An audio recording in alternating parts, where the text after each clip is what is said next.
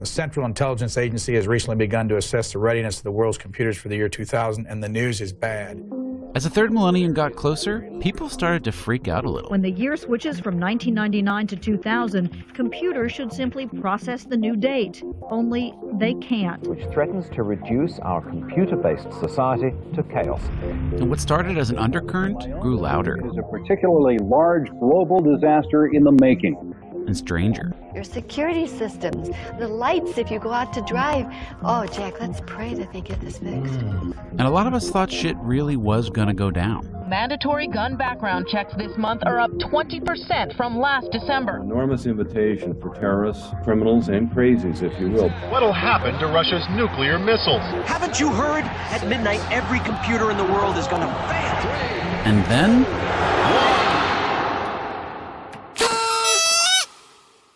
the world doesn't end. The lights don't go out. So Americans breathing easier, returning purchases of emergency supplies. And all those people who were swept up in it, they feel misled, even disappointed, maybe a little dumb. Some are even asking if all that preparing was necessary.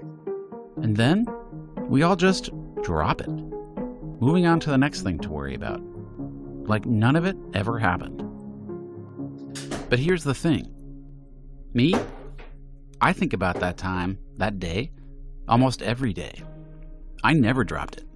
Because I busted through that third millennium banner like a big, dumb tiger mascot on fire. Spectacularly and painfully. Frankly, it nearly did me in. And I almost ruined somebody else's life in the process, egged on by the new millennium, the biggest day one any of us would ever get to see. And I've always wondered, who else? For who else did the journey to the year 2000 change everything?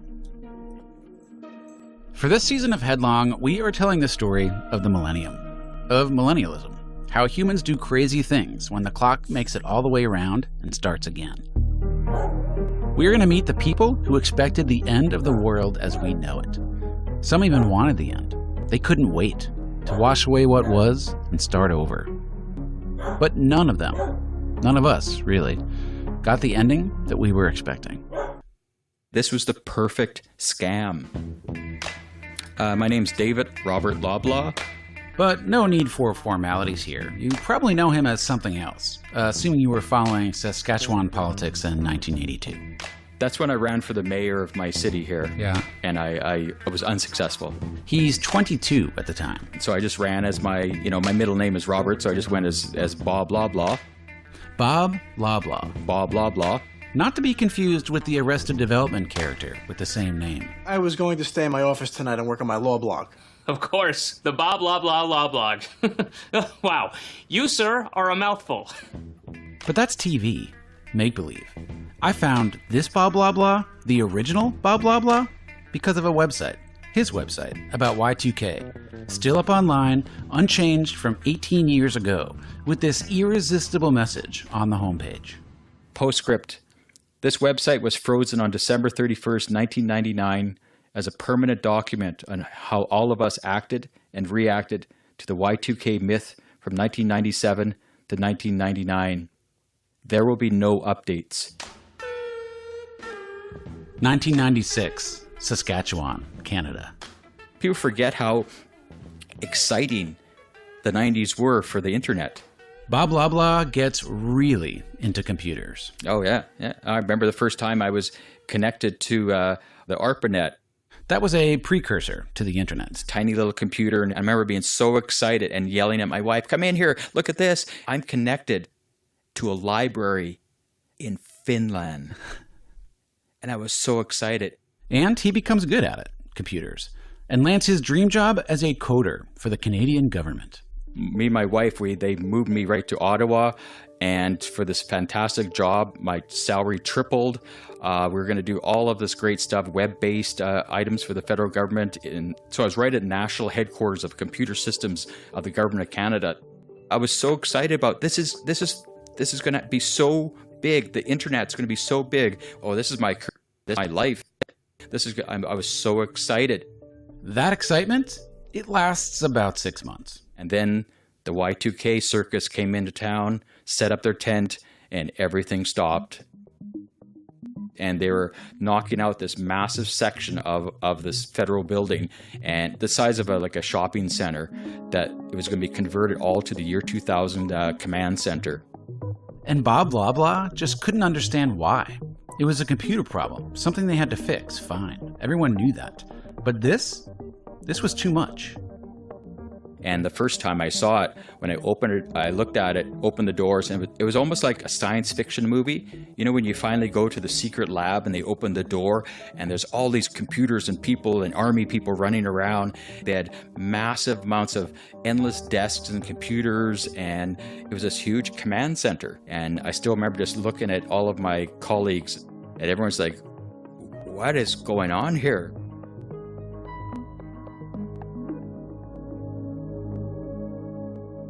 Now, let me give you a little context about where we were with computers around this time. May 6th, 1998. I'm really pleased to report to you today that Apple's back on track. Steve Jobs is on a stage, and he's wearing a suit. No turtleneck.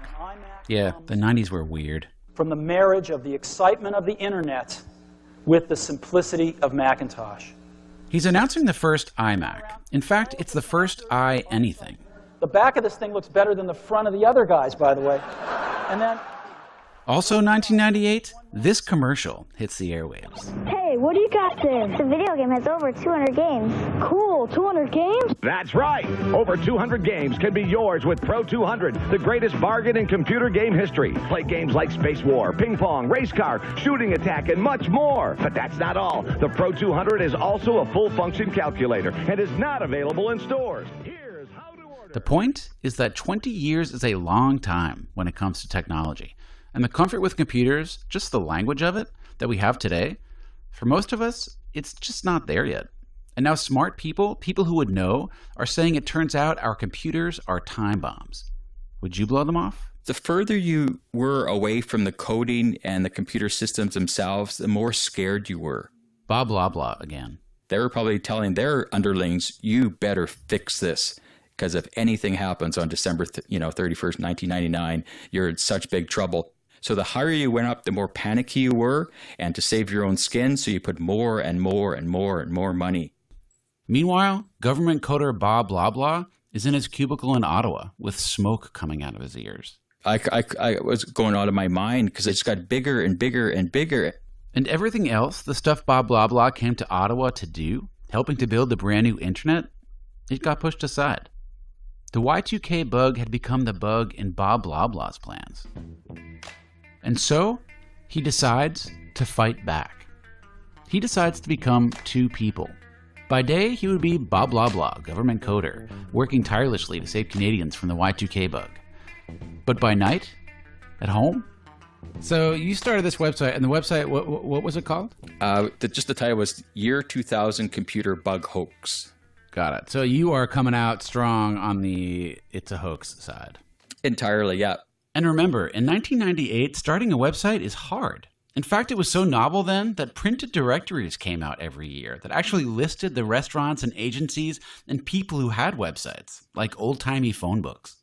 Oh, even uploading a little update to the website took 1 to 3 hours sometimes, and they would just sit there. It was all by phone. There was no coaxial cable or anything, so I had to dial up, and sometimes halfway through updating my website, my wife would pick up the phone to phone a friend, and that would knock out my internet. So I'd have to just hang up the phone. I'm on the internet. And I had to start again.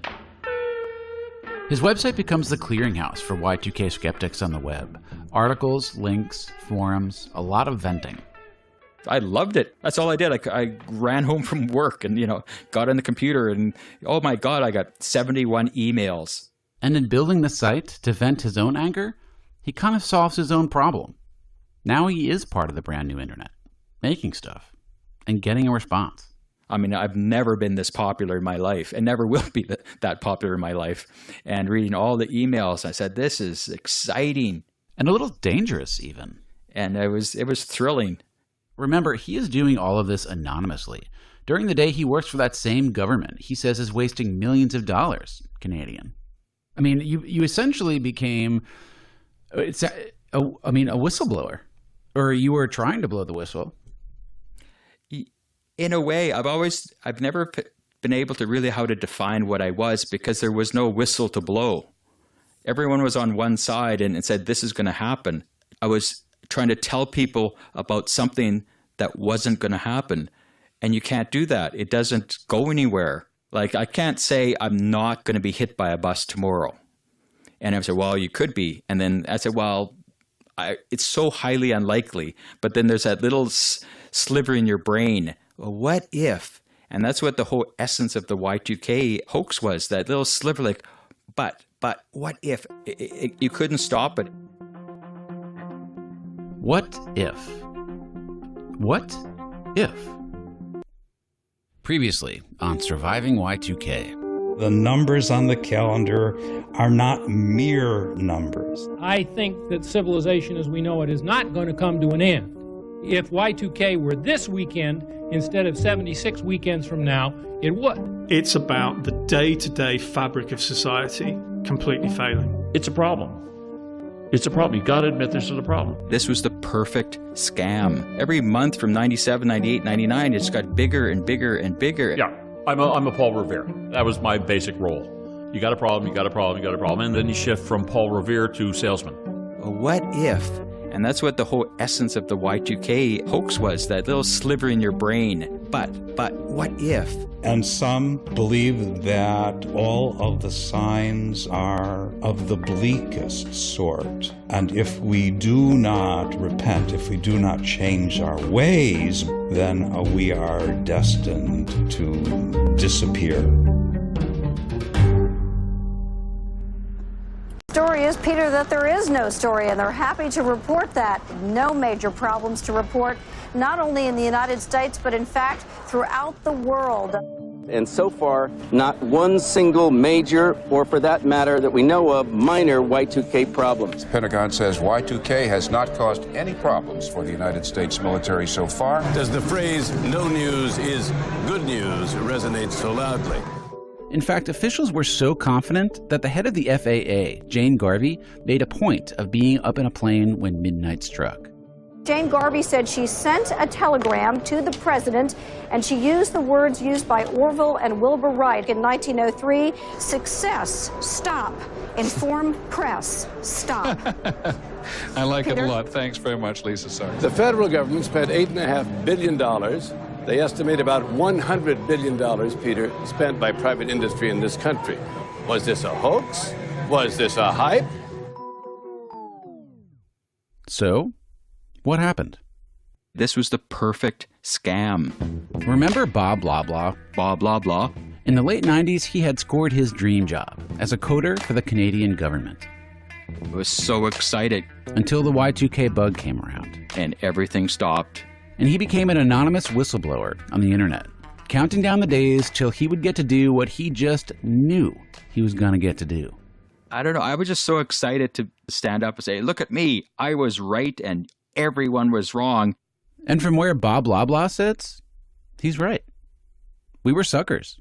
It was never a serious problem, and the almost total lack of bug-related glitches at midnight proves it.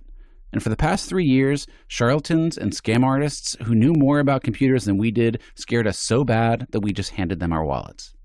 It's a little like announcing that we are at war. Remember all that alarm bell ringing in D.C. about how many of the world's billions of microchips had the bug? Between 2 and possibly 5% of those chips will fail. Well, in the Senate's final report, it's not 2 to 5%. It's more like 0.001%. Kind of a big difference. And what about countries like Italy or China, who did little to practically nothing to stop the bug? How come they didn't have any problems either? That is what Bob Loblaw wants to know. When nothing happened, planes didn't fall off out of the sky and nuclear weapons didn't launch on their own and all that, I thought there'd be some sort of, not investigation, but kind of just a summary. But it was, boop, it was gone. No one wants to hear it.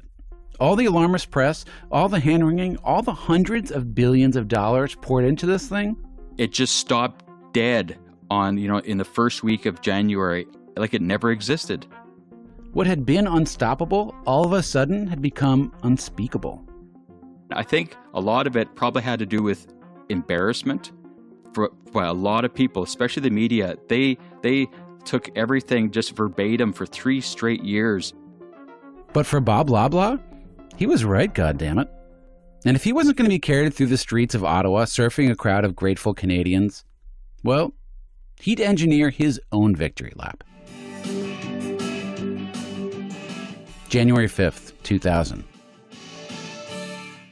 Welcome back to Design Jewelers, the Enlightened Mind on Shaw Television. This is a public access show where Bob Loblaw took off the mask, revealing that he, Bob Loblaw, a coder for the Canadian federal government, was the force behind Y2K computerbughoax.com.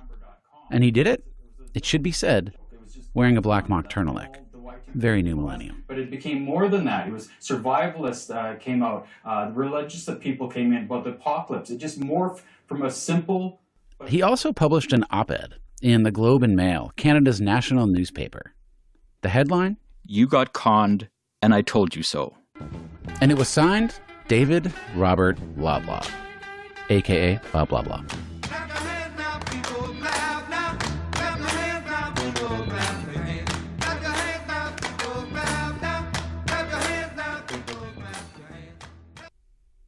But whether it was a colossal scam or a narrowly dodged bullet, either way, it was done.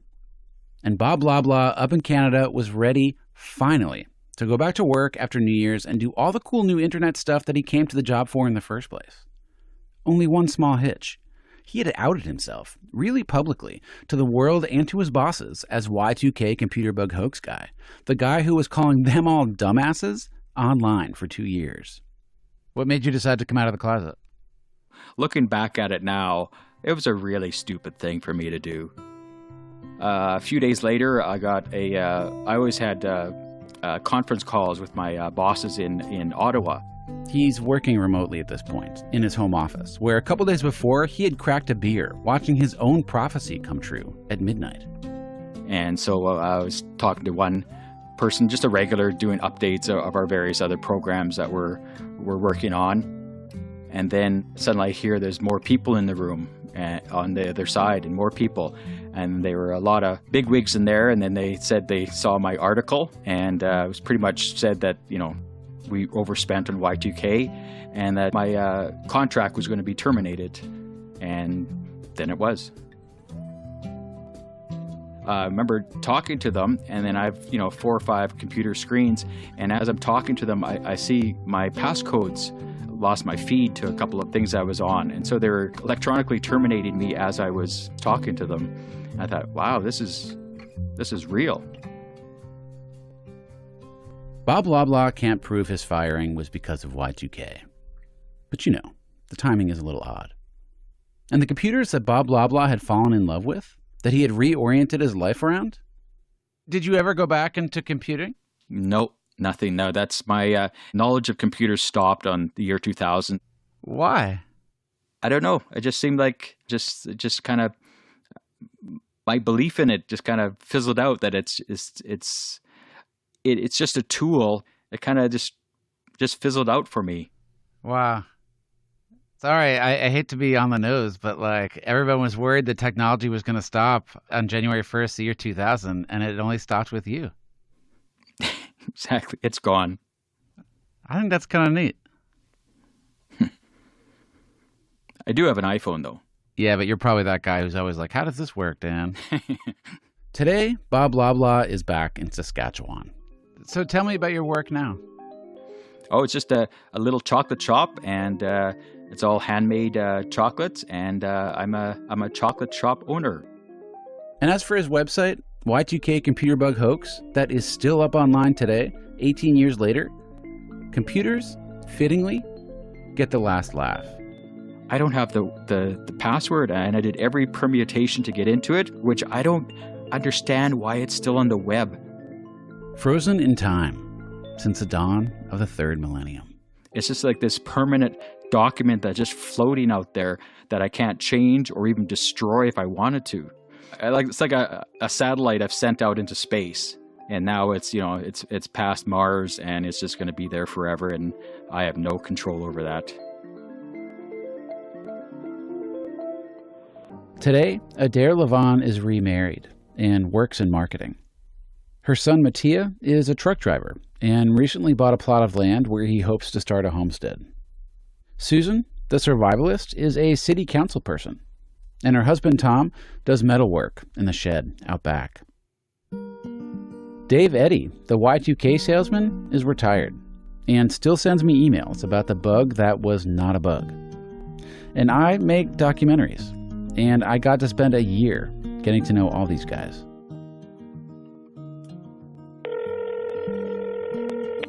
I want you to hear a phone call from last winter.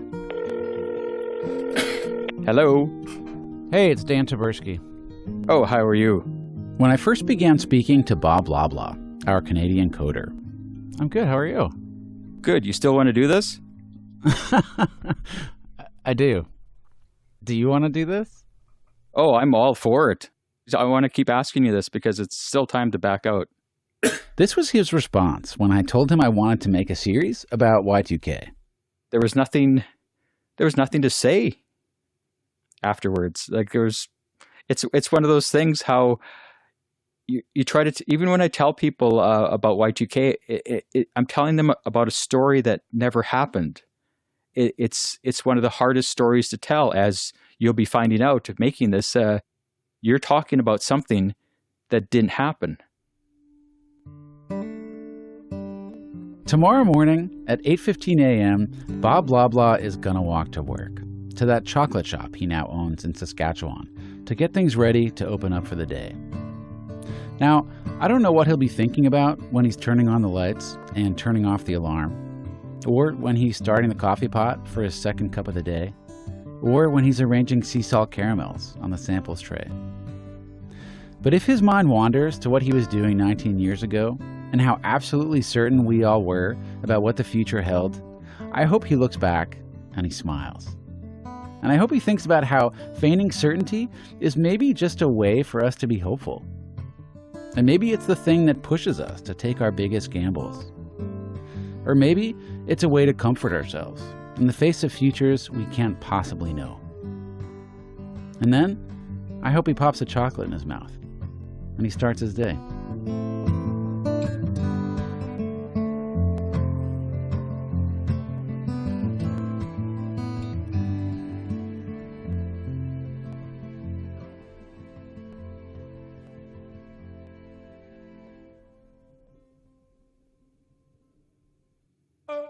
Headlong Surviving Y2K was produced by Henry Malofsky and me. I'm Dan Taberski. Our associate producers are Maddie Sprung-Kaiser and Ben Phelan. Ben also does research and fact-checking. Joel Lovell is our editor. Original music by Mark Orton and John Hancock. And you can hear more of Mark's music at his website, markortonmusic.com. Our theme song is Burns by George Fitzgerald, courtesy of Domino Recording and Publishing Company. In this episode, you also heard Sam Amadon's Tribulation. Music clearance by Dan Kanishkowitz. Jenna Weiss-Berman and Max Linsky are the executive producers at Pineapple Street. The team at Topic Studios is Lital Malad and Lisa Linegang. And a special thank you to Adam Pincus. I'd also like to thank Christina DeJosa, Ariana Martinez, Karin Navadia, Ali Delianis, Rob Zerwick, Lauren Weedman, and the folks at the University of Pennsylvania Archive. And thanks to all those who share their incredible Millennium stories, especially those that we couldn't include in the show. Check out more podcasts from Topic at topic.com/podcasts. And we'll see you back here in just a few months for our next season of Headlong.